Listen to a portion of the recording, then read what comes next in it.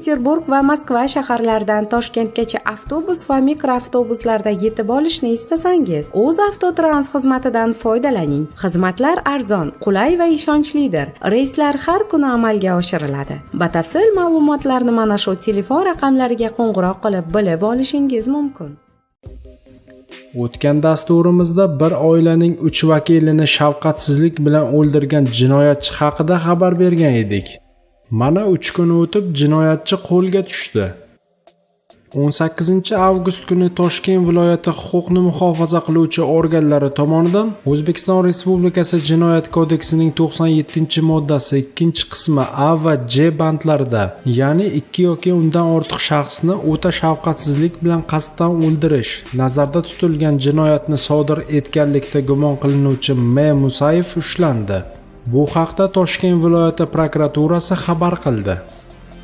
Sud tomonidan M. Musayevga nisbatan qamoqqa olish tarzidagi ehtiyot chorasi qo'llanildi.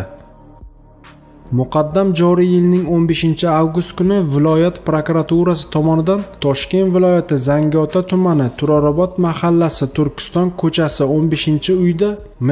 Komilov, Sh. Komilova va Sh. Abdiyevalarning qasddan o'ldirilganligi holati yuzasidan jinoyat ishi qo'zg'atilgan. Jinoyat ishi bo'yicha M. Musayevga nisbatan qidiruv e'lon qilingandi. Jinoyat mazkur mahallada o'rnatilgan kuzatuv kamerasi orqali yozib olingan video tasvir yordamida fosh etilgan.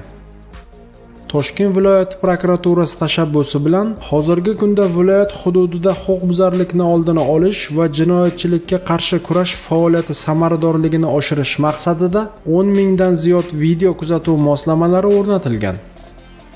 Hozirgi vaqtda jinoyat ishi bo'yicha dastlabki tergov harakatlari viloyat prokuraturasining o'ta og'ir jinoyatlarni tergov qilish bo'limi tomonidan olib borilmoqda.